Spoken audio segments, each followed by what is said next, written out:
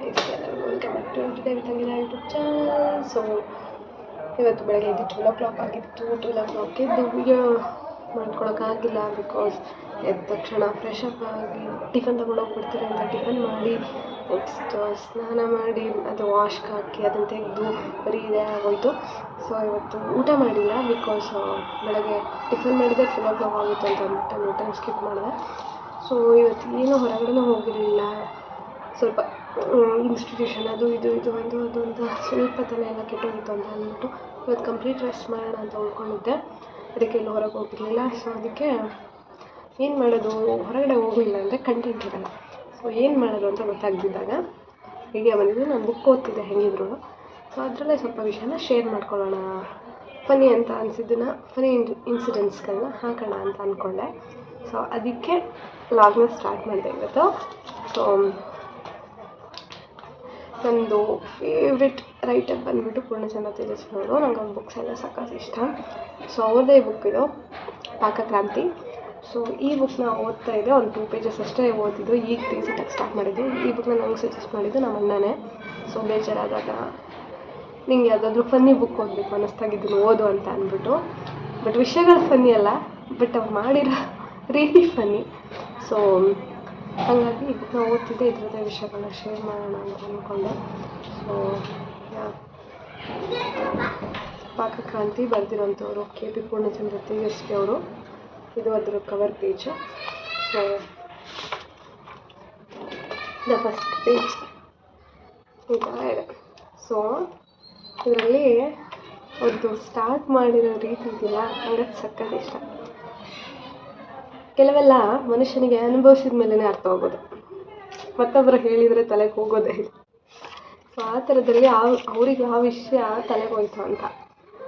So ಅವ್ರ ಪ್ರಕಾರ ಈ ಬುಕ್ ಬಂದುಬಿಟ್ಟು ಅಡುಗೆ ಮನೇಲಿ ಅವ್ರು ಮಾಡಿದ ಅವಾಂತರಗಳೇನು, ಅವ್ರಿಗೆ ವೈಫ್ ಮನೇಲಿ ಇಲ್ಲದೆ ಇದ್ದಾಗ ಅಂತ. ಸೊ ಅದರಲ್ಲಿ ಅವರಿಗೆ ಅಡುಗೆ ಮನೆ ಬಗ್ಗೆ ಇದ್ದ ಅಭಿಪ್ರಾಯಗಳನ್ನ ಕೆಲವು ಶೇರ್ ಮಾಡ್ತಾರೆ. ಏನಂತ ನೋಡಿ ನೀವೇ ಕೇಳಿ. ಅಡುಗೆ ಪಾತ್ರೆಗಳನ್ನ ದಿನ ತೊಳೆಯೋದ್ರ ಬಗ್ಗೆಯೂ ನನಗೆ ನನ್ನದೇ ಆದ ಕೆಲವು ಅಭಿಪ್ರಾಯಗಳಿದ್ದವು. ಅಡುಗೆ ಪಾತ್ರೆಗಳ ಹೊರಭಾಗಗಳನ್ನು ದಿನ ತೊಳೆಯುವುದು ಅನಾವಶ್ಯಕ ಎಂದು ನನ್ನ ಅಭಿಮತ. ಮತ್ತು ಒಲೆಯ ಮೇಲೆ ಇಟ್ಟು ತಳವೆಲ್ಲ ಮಸಿ ಹಿಡಿಯುವ ಈ ಪಾತ್ರೆಗಳ ಹೊರಭಾಗ ಕ್ಲೀನಾಗಿದ್ದರೆಷ್ಟು ಬಿಟ್ಟರೆಷ್ಟು. ಅಡುಗೆಯ ರುಚಿಗೂ ಪಾತ್ರೆಗಳ ಹೊರಭಾಗ ತಳತಳ ಹೊಳೆಯುವುದಕ್ಕೂ ಏನಾದರೂ ಸಂಬಂಧವಿದೆಯಾ? ಹೆಲ್ತ್ ಇನ್ಸ್ಪೆಕ್ಟರ್ ಏನಾದರೂ ನಮ್ಮ ಅಡುಗೆ ಮನೆ ಒಳಗೆ ಬಂದು ಇವನ್ನೆಲ್ಲ ಚೆಕ್ ಮಾಡಿ ಸರ್ಟಿಫಿಕೇಟ್ ಕೊಡ್ತಾನಾ? ಕೆಲವು ಪದಾರ್ಥಗಳನ್ನು ದಿನ ಮಾಡುವುದೂ ಸಹ ಅನಾವಶ್ಯಕವೆಂದೇ ನನ್ನ ಅಭಿಪ್ರಾಯ. ಉದಾಹರಣೆಗೆ ತಿಳಿ ಸಾರು ಇತ್ಯಾದಿಗಳನ್ನು ಏಕೆ ದಿನ ಬೆಳಗ್ಗೆ ಎದ್ದು ಖಾರ ಕಡಿದು ಒಗ್ಗರಣೆ ಕೊಟ್ಟು ಮಾಡುತ್ತಾ ಇರಬೇಕು?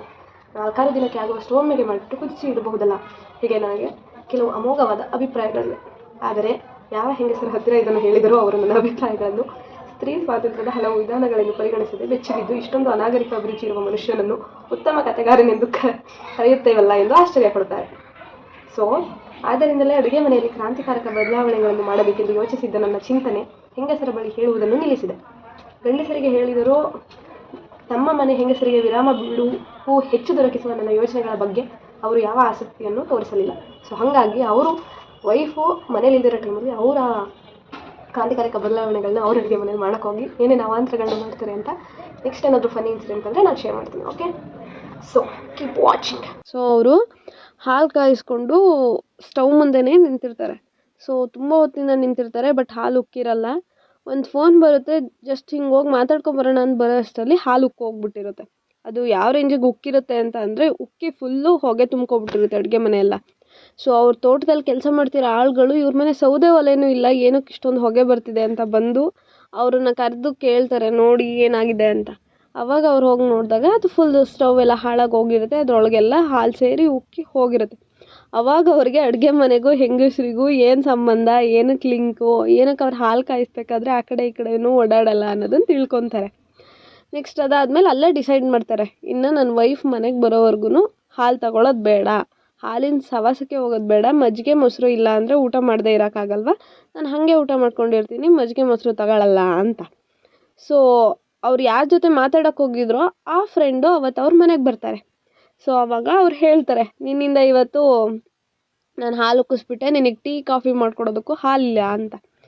ಓ ಹೌದಾ, ನಿನ್ನ ಮಿಸ್ಸಸ್ ಮನೇಲಿಲ್ಲ ಅಂತ ನಂಗೆ ಗೊತ್ತಿರಲಿಲ್ಲ, ಬಿಡು ಹೋಗಲಿ ಪರವಾಗಿಲ್ಲ ಅಂತ ಅಂತಾರೆ. ನಾನು ಬೇರೆ ದೇಶಗಳೆಲ್ಲ ಸುತ್ತಿದ್ದೀನಲ್ಲ, ಅಲ್ಲೆಲ್ಲ ಹಾಲೆಲ್ಲ ಹಾಕಿ ಕುಡಿಯೋದೇ ಇಲ್ಲ, ಬೆರಕೆ ಮಾಡಿಕೊಂಡು ನಾವಷ್ಟೇ ಹಂಗೆ ಕುಡಿಯೋದು.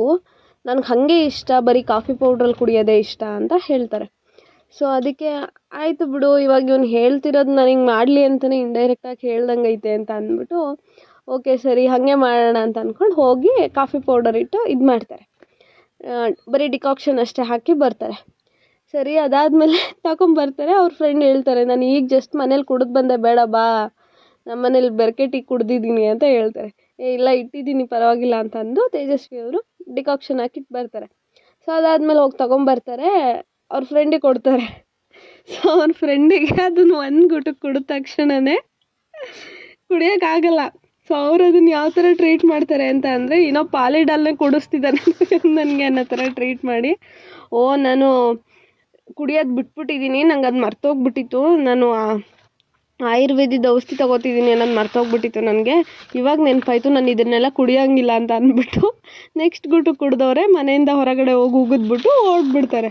ಸೊ ಅಲ್ಲಿಗೆ ತೇಜಸ್ವಿ ಅವ್ರಿಗೆ ಗೊತ್ತಾಗುತ್ತೆ, ಸರಿ ಇನ್ನೊಂದು ಸ್ವಲ್ಪ ಮಾಡಿರೋದು ಉಳಿದಿದೆಯಲ್ಲ, ನಾನೊಂದು ಸಲ ಟೇಸ್ಟ್ ನೋಡೋಣ ಅಂತ ಅಂದ್ಬಿಟ್ಟು ಕುಡಿಯೋದಕ್ಕೆ ಅವ್ರೊಂದು ಗುಟಕ್ಕೆ ತಗೊಂತಾರೆ. ಅವಾಗ ಗೊತ್ತಾಗುತ್ತೆ ಅದ್ರ ಟೇಸ್ಟ್ ಯಾಕಿದೆ, ಅವ್ನಿಗೇನಕ್ಕೆ ಅವ್ನು ಮಾಡ್ತಿರೋ ಡಯಟ್ ನೆನಪಾಯ್ತು ಅಥವಾ ಅವನೇನಕ್ಕೆ ತಿನ್ನಲ್ಲ ಕುಡಿಯಲ್ಲ ಅಂತ ಅಂದ್ಬಿಟ್ಟೋದ ಅನ್ನೋದು ಅವಾಗ ಅವ್ರಿಗೆ ಗೊತ್ತಾಗುತ್ತೆ.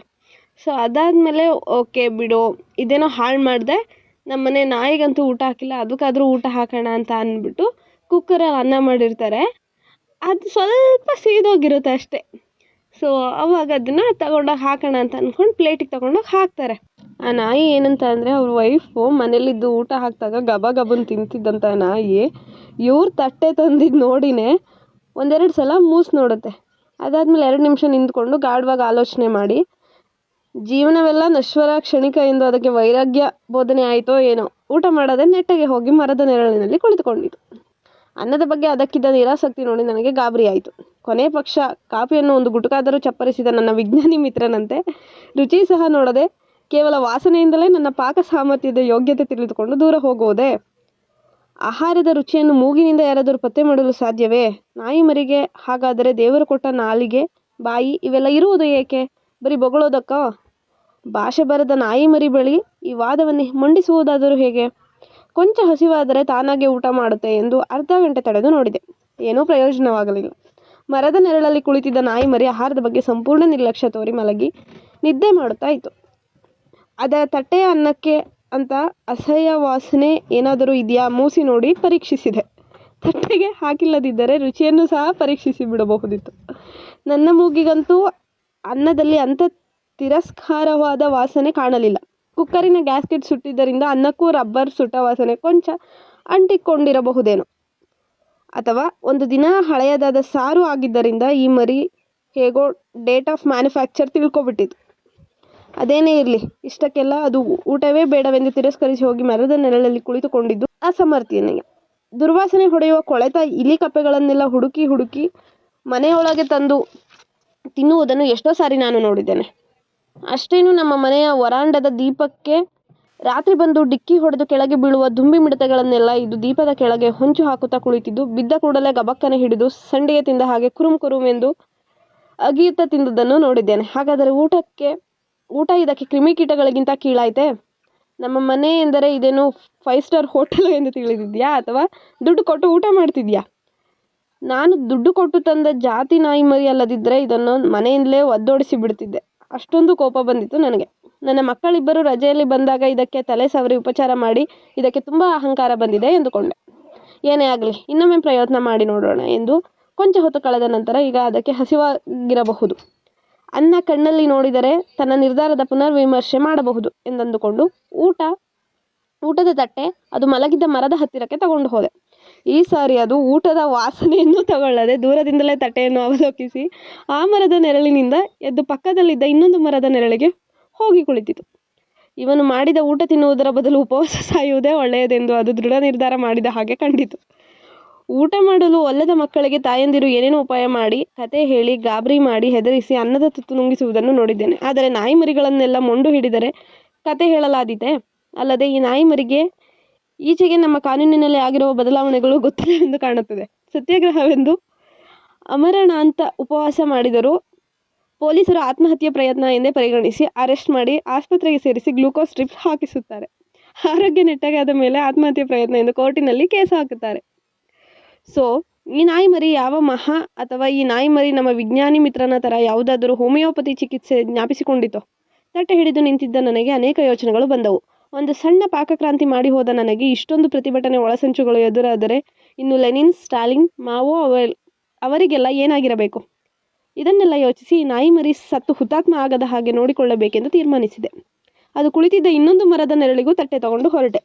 ನಾಯಿ ಮರಿಯ ದಿಕ್ಕಿನಲ್ಲಿ 4 ಹೆಜ್ಜೆ ಹಾಕಿದ ಕೂಡಲೇ ನಾಯಿ ಮರಿ ಅಲ್ಲಿಂದ ಎದ್ದು ತುಂಬ ದೂರ ಇದ್ದ ಮರದ ಒಂದರ ನೆರಳಿನ ಕೆಳಗೆ ಓಡಿ ಹೋಯಿತು. ಅದಕ್ಕೆ ನನ್ನ ಅಡುಗೆಯನ್ನು ಕಣ್ಣಿಂದ ನೋಡುವುದು ಸಹ ಅಸಹನೀಯವಾಗಿತ್ತು. ಅಲ್ಲಿಗೂ ತಟ್ಟೆ ಒಯ್ದಿದ್ದರೆ ಅದು ದೇಶಾಂತರ ಓಡಿ ಹೋಗುತ್ತಿತ್ತೋ ಏನೋ. ಹಾಗೆ ಬುಕ್ಸ್ ಓದ್ಕೊಂಡು ಬಿಸ್ಕೆಟ್ಸ್ ತಿನ್ನೋದಕ್ಕೆ ಸ್ಟಾರ್ಟ್ ಮಾಡಿದೆ. ಅಂತ ಇಂಥ ರಾತ್ರಿ ಆಯಿತು. ಬುಕ್ ಎತ್ತಿಟ್ಟು ಊಟ ಮಾಡೋ ಟೈಮ್ ಆಯಿತು. ಸೊ ನಂಗೆ ಊಟ ಮಾಡಬೇಕಿದ್ರೆ ಏನಾದರೂ ಒಂದು ಮುಂದೆ ಪ್ಲೇ ಆಗ್ತಿರ್ಬೇಕು, ಇಲ್ಲ ಮೊಬೈಲ್ ಆರ್ ಲ್ಯಾಪ್ಟಾಪ್. ಅದಕ್ಕೋಸ್ಕರ ಊಟ ಹಾಕ್ಕೊಂಬಂದು ಲ್ಯಾಪ್ಟಾಪಲ್ಲಿ ಅರುಂಧತಿ ಮೂವಿ ಹಾಕ್ಕೊಂಡು ಕೂತಿದ್ವಿ. ಸೊ ಇವತ್ತು ಊಟಕ್ಕೆ ಚಿಕನ್ ಇತ್ತು, ಚಿಕನು ಮತ್ತು ಗೋಬಿ. ಸೊ ಅದನ್ನು ತಿಂದ್ಕೊಂಡು ಅರುಂಧತಿ ಮೂವಿ ನೋಡ್ತಾ ಕೂತಿದ್ವಿ. ನನಗೂ ಅದು one of my favourite movie. Next ಅದಾದಮೇಲೆ ಇವತ್ತು ನನಗೆ ಮನೆಯಿಂದ ಚಿಕನ್ ಬಂದಿತ್ತು. ಸೊ ನಮ್ಮ ಅಣ್ಣನ ಕೊಲಿಗೊಬ್ಬರು ಇವತ್ತು ನನಗೆ ಮನೆಯಿಂದ ಚಿಕನ್ ತಂದು ಕೊಟ್ಟಿದ್ರು. ಸೊ ಅದನ್ನು ಹಾಕ್ಕೊಂಡು ಪ್ಲೇಟಲ್ಲಿ ಚಿಕನ್ನು ಚಪಾತಿನ ತಿಂದು ಅಕ್ಕ ಇವತ್ತು ಐಸ್ ಕ್ರೀಮ್ ಕೊಡಿಸ್ತೀನಿ ಅಂದ್ಬಿಟ್ಟು ಹೊರಗಡೆ ಕರ್ಕೊಂಡು ಹೋಗ್ತಿದ್ರು. ಸೊ ನನಗೆ ಹೋಗಬೇಕಿದ್ರೇ ತಲೆಯಲ್ಲಿ ಸ್ವಲ್ಪ ಫ್ಲೇವರ್ಸ್ಗಳು ಬರ್ತಿತ್ತು. ಯಾವುದನ್ನು ತಗೊಳ್ಳೋದು ಅಂತ ಫುಲ್ ಯೋಚನೆ ಮಾಡಿಕೊಂಡೇ ಹೋಗ್ತಿದ್ದೆ. ಆ್ಯಂಡ್ ನೈಟಲ್ಲಿ ಬೈಕಲ್ಲಿ ಹೊರಗಡೆ ಹೋಗೋದು ಅಂದ್ರೇ ಒಂಥರ ಖುಷಿಯಪ್ಪ. ನನಗಂತೂ ಸಖತ್ ಇಷ್ಟ ಆಗುತ್ತೆ. ಬಟ್ ಟ್ರಾಫಿಕ್ ಇರಬಾರ್ದು ಅಷ್ಟೇ. ಟ್ರಾಫಿಕ್ ಇದ್ದಾಗಷ್ಟೇ ಬೋರಿಂಗ್ ಅಂತ ಅನಿಸೋದು. ಸೊ ನಾವು ಹೋದ ರೂಟಲ್ಲಿ ಟ್ರಾಫಿಕ್ ಅಷ್ಟಿರಲಿಲ್ಲ. ಸೊ ಹಾಗಾಗಿ ನನಗಂತೂ ಫುಲ್ ಖುಷಿ ಆಗ್ತಿತ್ತು. ಅಂತೂ ಇಂತೂ ನಮ್ಮ ಡೆಸ್ಟಿನೇಷನ್ನ ರೀಚ್ ಆಗಿದ್ವಿ. ಆ ಶಾಪಲ್ಲಿ ಹೋಗಿ ಮೆನು ನೋಡಿದ ತಕ್ಷಣ ಕಣ್ಣಿಗೆ ಬಿದ್ದಿದ್ದೆ death by chocolate DBC. So ನಾನು DBCನ ಪಾರ್ಸೆಲ್ ತೊಗೊಂಡೆ. ಇಬ್ಬರು ತಿನ್ನೋದಾಗಿದ್ದರೆ ಅಲ್ಲೇ ತೊಗೋಬೋದಿತ್ತು. ಬಟ್ ಅವ್ರು ನಾನೀಗ ಸದ್ಯಕ್ಕೆ ತಿನ್ನಲ್ಲ ಅಂತ ಅಂದರು, ಮನೆಗೆ ಹೋಗಬೇಕಿತ್ತು ಅವರು. ಸೊ ಹಾಗಾಗಿ ನಾನು ಅದನ್ನು PGಗೆ ತೊಗೊಬಂದು ಆವಾಗಲೇ ಅರ್ಧಕ್ಕೆ ನಿಲ್ಲಿಸಿದಂಥ ಅರುಂಧತಿ ಮೂವಿನ ಕಂಟಿನ್ಯೂ ಮಾಡಿ ಆ ಮೂವಿ ಎಂಡಿಂಗ್ವರೆಗೂ ನೋಡಿ ಆಮೇಲೆ ನನ್ನ ಡೇನ ಎಂಡ್ ಮಾಡಿದೆ. ಸೊ ನನ್ನ ಡೇ ಹೀಗಿತ್ತು. ನಿಮ್ಮ ವೀಕೆಂಡ್ ಹೇಗಿತ್ತು ಅಂತ ಕಮೆಂಟ್ ಮಾಡಿ. ನಿಮ್ಗೆ ಈ ವಿಡಿಯೋ ಇಷ್ಟ ಆಗಿದ್ರೆ just like, share and subscribe ಮಾಡಿ. ನೆಕ್ಸ್ಟ್ ವ್ಲಾಗಲ್ಲಿ ಸಿಗ್ತೀನಿ. ಬಾಯ್.